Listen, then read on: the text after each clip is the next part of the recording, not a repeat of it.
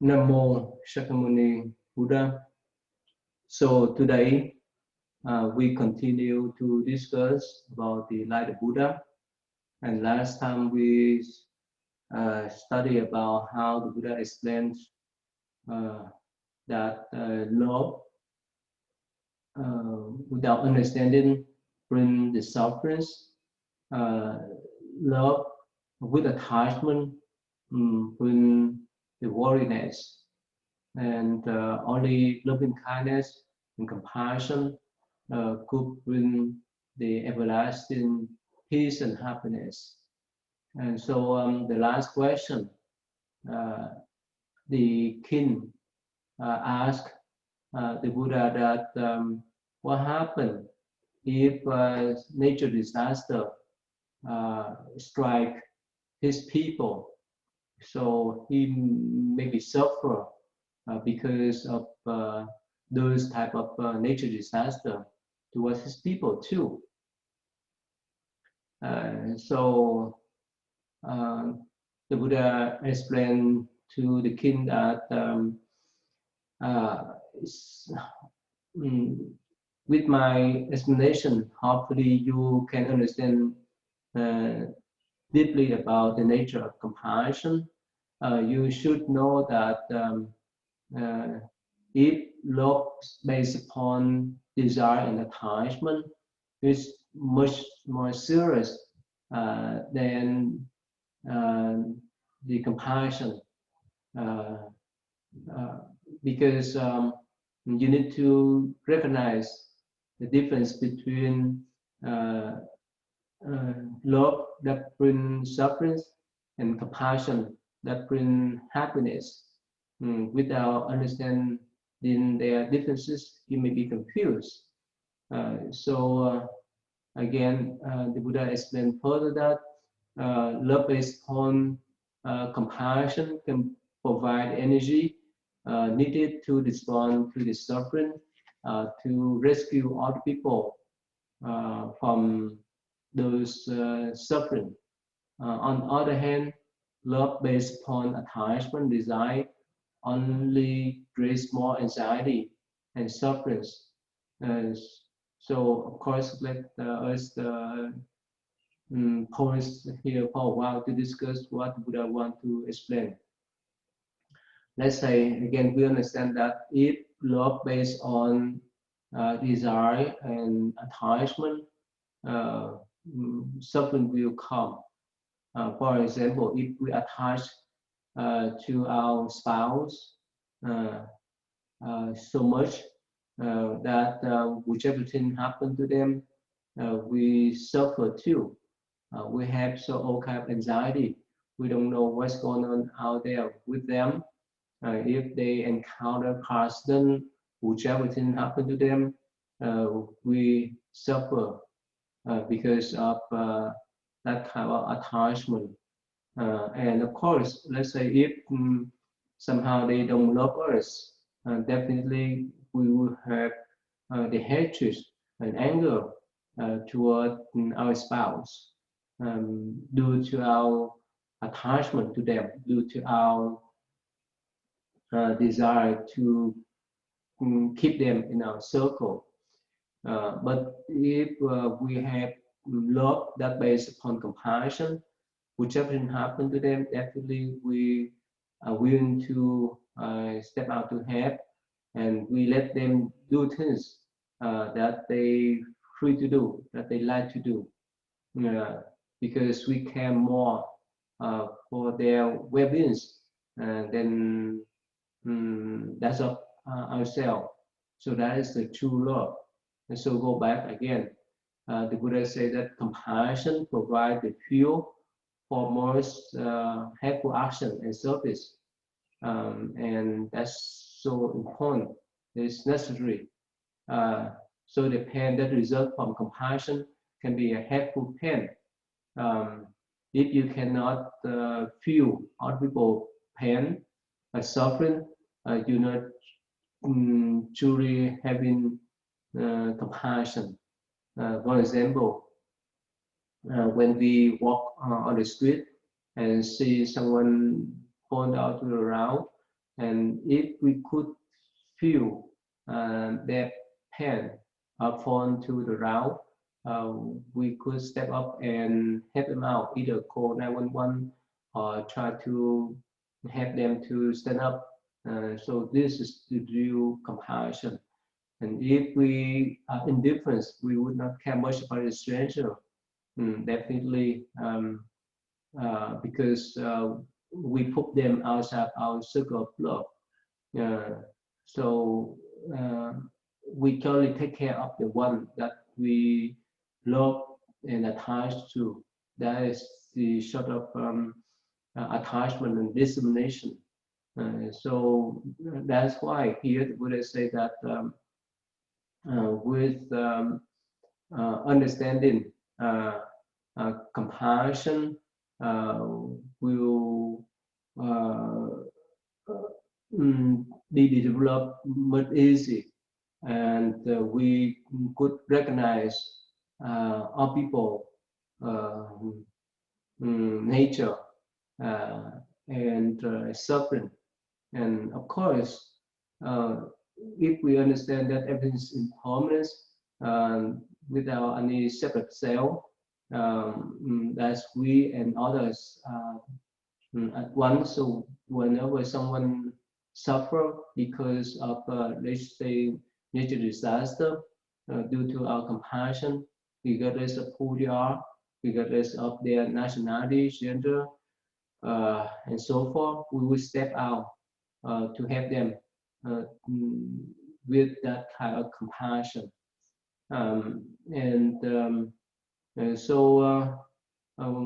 When we see things as the way they are, when we see that we are not different from others, we can step out to help others in the natural way, instead of discriminating them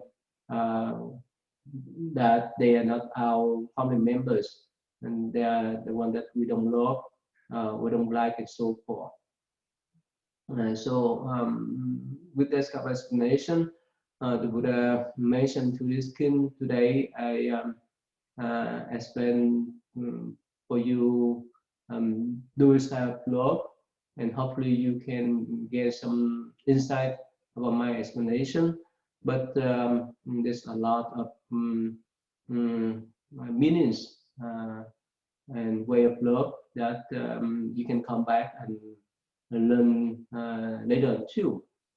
So at that time, the king is so happy after listening to the Buddha explanation about those type of loves. So he show his gratitude and stand up and bow to the Buddha. And he recognized that one day, soon later, he would follow the Buddha step and teaching to become his student. And he recognized why his queen, Malika, the prince Cheta, the one that offered the trees in the Cheta grove for the Buddha, and others, prince and princesses that have special bond with the Buddha. So definitely the king wanted the whole royal families to be Buddhist together. And the king also understood why his younger sister, Kosala Devi, and her husband, King Bimbisara, had become Buddha lay disciple. And when the king got back to the palace, the queens, the prince, and princesses somehow recognized the difference in him. He seemed to be calm and content, and they recognized that due to the Buddha teachings that could help the king remain more peaceful and calmer. So after that, the news of the king Pasendani visits to the Jetagro monastery spread everywhere, and people have more interest on the Buddha teachings. Of course, the king royal families members, as well as his officers, ministers, uh, um, recognized as the kings eventually led to follow the Buddha teachings, and actually they saw that the king went to the monastery to listen to the Dhamma talk almost every week, and of course many of them join with him to listen to the Buddha teaching directly. And of course, in the country, numbers of intellectuals, young people, and so forth went to visit the Jetapro monastery to listen to Buddha teaching um, together. And the number of people going there to listen to Buddha teachings grown day by day. So during the 3 months of training retreat, more than 150 young men were ordained by Venerable Shariputra to become monks at that center, and many religious leaders uh, that had enjoyed the king's support, but now they began to feel threatened, uh, and because the king now spend more time with the Buddhas as well as his monastic communities, and then other religious communities. So somehow some of them developed some kind of jealousy, um, and later on, after the Renin retreat, um, the king organized a, a feast that offered the new robes and invite the Buddha and others monks to receive the offerings of food and robes. And during that ceremony, the king and most of his royal families formally took refuge to Buddha. That means they officially become the Buddha disciple. After that, the Buddha and other monks spread out to neighboring regions to spread the Dhamma to more people to learn. So one day, as the Buddha and his disciple were walking around a village near the bank of Ganges River, so they spot a man carrying nice soil. In the past in India, they hire some low class people to carry and dump human waste to the field. So this man did that job. So his name was Sunita. Definitely, he had heard about the Buddhas and his monastic communities, but somehow that was the first time ever they could see him. So somehow he was ashamed and shy himself because of his dirty clothes and how he smelled. from carrying the nice soil mm, mm, of human waste. So because he recognized the Buddhas uh, came from the royal families, and so somehow he quickly moved up the path and made his way down to the river to walk away from Buddha. But somehow the Buddha did the same because he wanted to teach this poor man. Somehow at that moment, Sunita was panicked, and somehow he looked around the place for him to hide when the Buddha approached to him. So nothing that the Buddha approaching to him, uh, he walked toward the ponds and stood with the palm joined together. And of course, at that moment, many people within that village came out to observe to see what's happening. At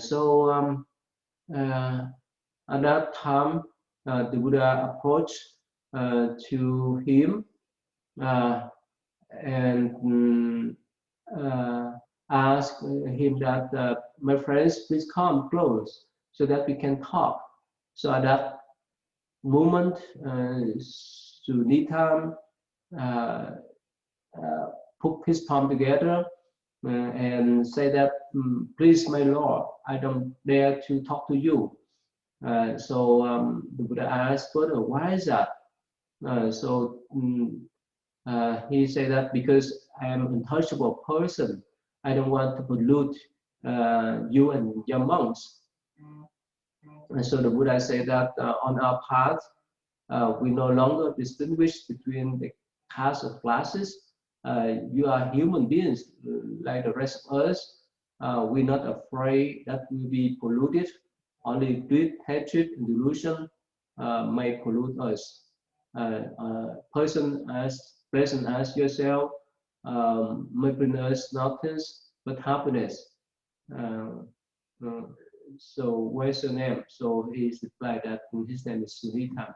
So here you see that more than 2,500 years ago, not talking about during this modern age, even we still have some kind of discrimination in the West too, based upon nationalities, race, gender, color of skin, and so forth. Not talking about more than 2,500 years ago. Back then, especially in India, they still classify, and up to now too, people into 4 classes.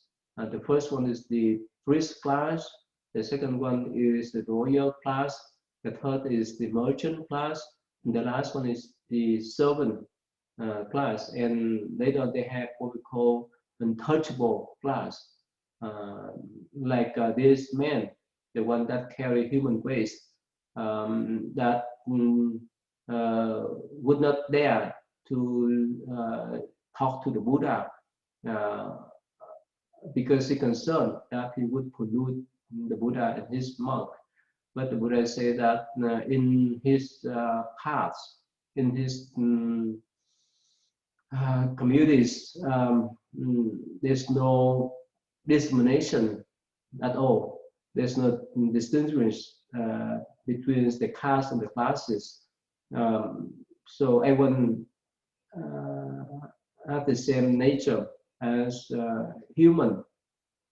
And he mentioned to this young man that he is not afraid of being polluted, only thing that need to be concerned are the hatred, the greed, and delusion that can pollute our mind.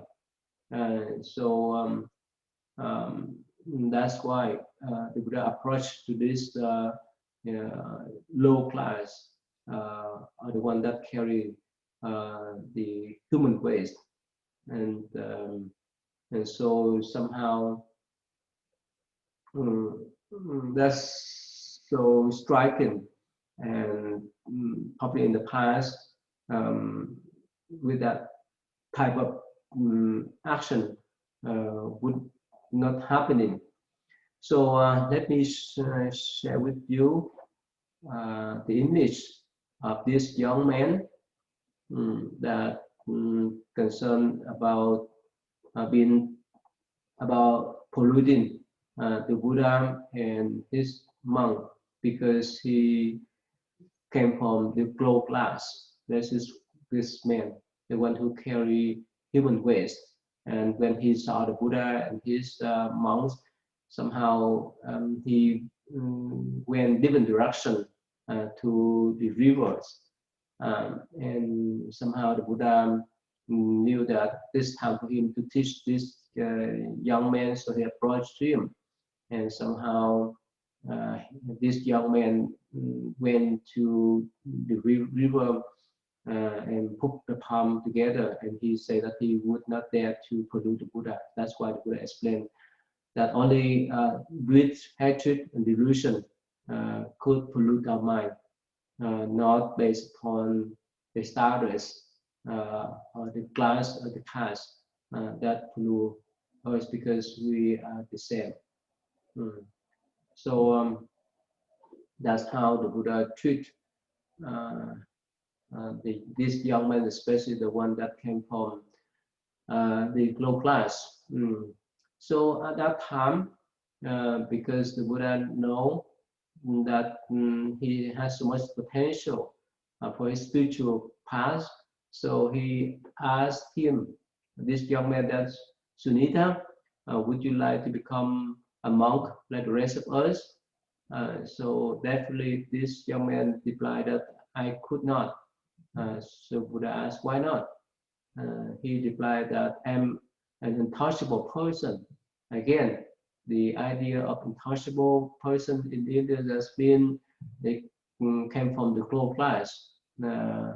They most time do the jobs, like carry the human waste, uh, uh, do some labor works that the high class would not do. So at that time, the Buddha told him that Sunita, I have explained to you already that in our path there's no discrimination in the way of awakening. The caste no longer exists. It's like many rivers like Ganges, Yamuna, and so forth. Once they run to the ocean, there's no longer detain their separate identities. So a person who become monks to follow the enlightened way of life would leave the caste and class behind, whether they was born from Brahmins, the priests, royal families, merchant families, or the servant families. Sunita, if you like, you can become a monk like the rest of us. That's what the Buddha mentioned. So the Buddha comfort, calm down this young man, and he said that it's like the rivers from different areas that flow into the sea or the ocean. They would not retain their names at all. So do the monks, regardless of where they came from, whether they came from the priest, the royal, the merchant, or the servant classes. Whenever they become monks, there's no distinction at all. And at that time, this young man, Sulita, could not believe what he just heard. So he placed his palm together and said that no one ever spoken to me so kindly and compassionately like you before. This is my happiness. and this is the most happy day of my life. So if you accept me as your disciple, I vow to devote all my strength, effort, and times to practice your teaching. So again, this young man is so surprised to hear. Uh, Probably this is the first time ever that someone accept him as a normal person and treat him in equal way. And he said that if the Buddha could allow him to follow him, he would devote his times and effort to practice Buddha teaching. So at that time, the Buddha told Shripuja that please help me to bathe Sunita. We will ordain him in the monastic communities right here on the bank of the river. So remember the first 20 years, the Buddha didn't organize any kind of formal ordination ceremony. He just based upon the needs as well as sincerity of the people that want to become monks, or he recognized their potential. That's why he could allow them, like in this case, Sunita case, to become a monk. So the Buddha provide the ordinations or accept them into the Sangha in an informal way. So at that time, listening to the Buddha instruction, Venerable Sariputra approach to Sunita and help him to clean himself and provide him the robe to wear as a former monks. So after Sunita was abandoned, the Buddha assigned him to Shariputra's cares. Shariputra lead Sunita back to the monastery, while the Buddhas and the rest of the monks continue to beg for food on the road around the village. So many people in that village witnessed what's going on. They so surprised that the Buddha could accept this kind of low-class person into the monastic communities. So this kind of news spread everywhere. That caused a furor, anger among the high caste in the capitals. So in the history of Kosala, this was no untouchable people has been accepted into the spiritual community yet. So that's why it's so surprised to them, and many of them, especially the religious leader from the higher caste, they condemned the Buddha for violating the sacred traditions. So others thought that the Buddha tried to provoke or overthrow the existing order and destroy the harmonies of the country. So this kind of accusation spread everywhere, and it affected to the lay communities as well as the monastic communities. Somehow the Buddha senior disciple like Sariputra, Mahakashapa, and so forth, they meet together to discuss the people direction to the Buddhas. So at that time, the Buddha say that don't worry about that. Accepting untouchable people into the Sangha was just a single question of times. That is our way of life, the way of equalities. Uh, we don't recognize the uh, discrimination among the classes of people. Probably at first we may encounter accusation and difficulties uh, after we accept Sunita into our monastic communities. But this is the time for us to open the door for everyone join with our spiritual communities during this present as well as in the future. And definitely the future generation would recognize and appreciate what we done today. And we must have the courage to carry on that kind of message and action of equalities. Of course, some of the Buddha close disciple mentioned that we don't have uh, problem with us.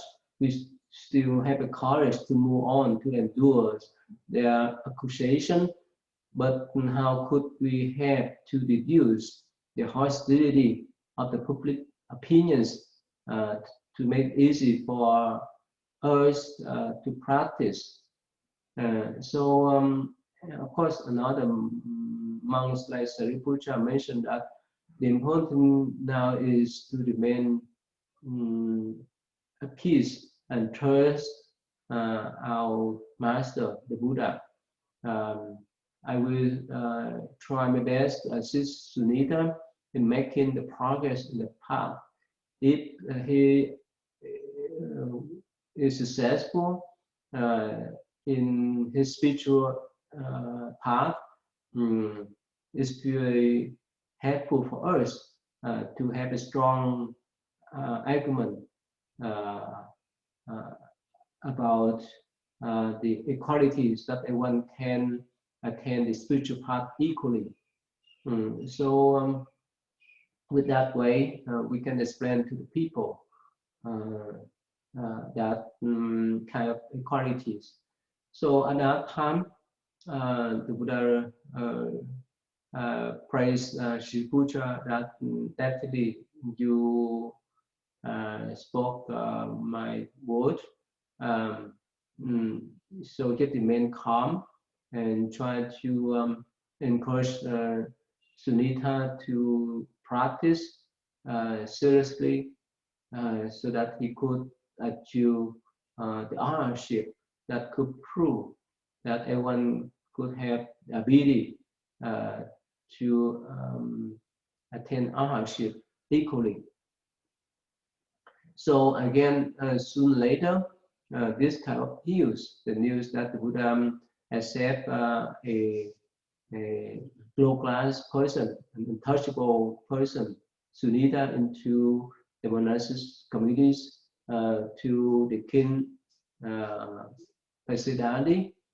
So many groups of the religious leaders went to talk with the king privately, and they expressed their great concern over matter that the Buddha disturbed the harmonies in the country, and even the king was a devout disciple of the Buddha. He promised those religious leaders that he would discuss this matter to the Buddha soon. So one day, he went to the monastery and talked with about this matter. Let me pause for a while and let me show you a short video clips about how the Buddha taught this untouchable person, Sunita. when he ran away from the Buddha, because he concerned that he would pollute the Buddha.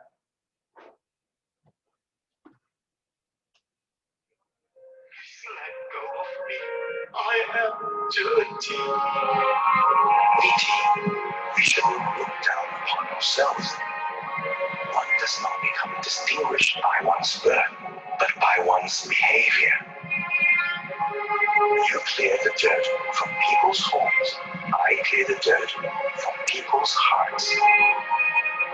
Hence, you and I are the same. Please rise.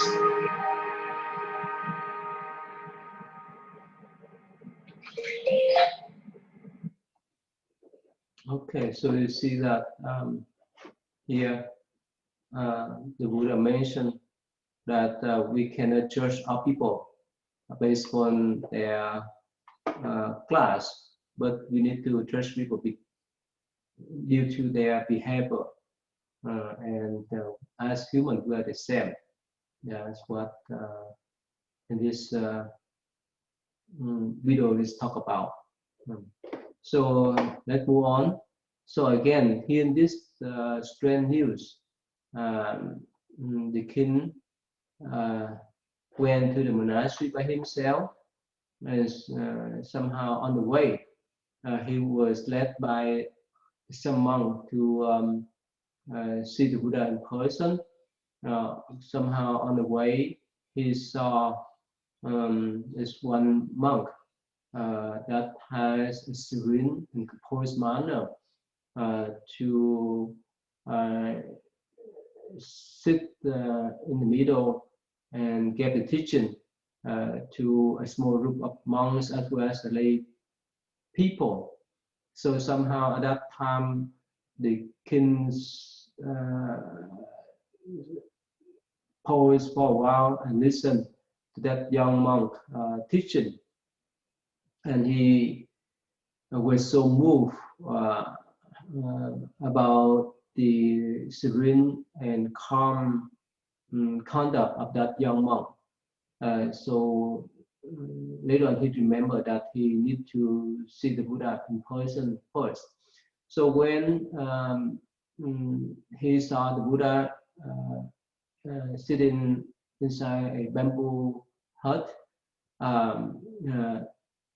the king asked the Buddha who the young monk sitting on the rocks was. So Buddha smiled and mentioned to him that, wow, that is the new monk, Sunita. Before he was a untouchable person who carry human waste. What do you think about his teaching? So at that time, the king felt embarrassed because that young monk has the radiant of calmness and peacefulness, and he was no different than other monks, and he was no other than the one that carried the human waste before. So the king could not guess that could be happen, that could be possible. So the Buddha explained to the king, say that this monk Sunita, he devoted his time and effort seriously to the practice from the day of his ordination. He is a red man of a great sincerity, intelligence, and resolve. Even he was ordained only 3 months, he already earned a reputation for a great virtue and purity in his thought. Again, the Buddha explained to the king that even within 3 months, that person untouchable started into the monks changed differently. And so the Buddha asked the king further, would you like to see him in person, make the offerings to him? And so the king replied, definitely I would like to see him and make offerings to him. And he praised Buddha that your teaching is so deep and profound. I have never met any teachers with so open heart and mind. I do not think it's a person, animals, or plant that could not benefit from your teaching. Um, so again, I admit to you that I came here with intention that I would ask why you accept the untouchable people into the monastic communities. But now I have witnessed, seen, heard, and understood why. And so again, I don't dare to ask a question anymore. Instead, I so admire your teaching of the equalities in people. So with this kind of explanation, we recognize that the king understood why the Buddha accept the untouchable people into the Buddhist monastery, because with the Buddha wisdom, there's no difference among us. So that's why he accept the low class people into the Sangha. So the king is going to question the Buddhas about the Buddha acceptance of that untouchable person into the Sangha. He is so admired that type of equality teachings from the Buddha. And he recognized as once someone became monks, if they practice sincerely, they could be a virtuous person like anyone else, nothing different. So at that time, the king stood up and bowed at Buddha, but the Buddha asked the king to sit again. So when they sat down, the Buddha said that, you know, in the way of liberation, there's no caste to the eyes of the enlightened person. People or equal because everyone blood is red, everyone tears are salty. We all human beings. We must find ways to help people to realize their dignity and potential. That's why I allow Sunita to be ordained into the monastic communities.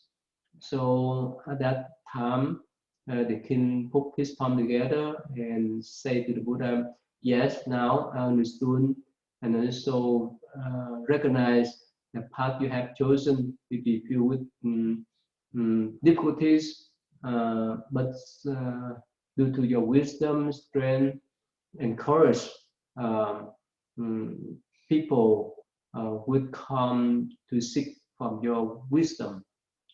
So for my own part, I do everything in my own power to support you and your Sangha. That means the Buddhist monastic community. And from that time on, he left the Buddha and returned to his palace. So after listening to this teaching, and you see that that is the core teaching of Buddhism, equalities, one of the core teachings, because in the Buddha wisdom, there's no discrimination, there's no distinction amongst human beings or even sentient beings, because everyone has potential to attain enlightenment, to become arhat, even to attain Buddhahood. So that is one of the revolution spiritually during the Buddha times, and of course it's affected to us in the modern age too. And in the West, we know that especially in this country, when people apply for federal government jobs, they are not supposed to be discriminated based on race, gender, and so forth, because everyone has the same potential. So somehow the Buddha gave that teaching for more than 2,500 years ago. That's so accord with modern age principle and policy of equalities. So since time is up, let me stop here today, and I will discuss further for the next time. Nam mô Sakya Buddha.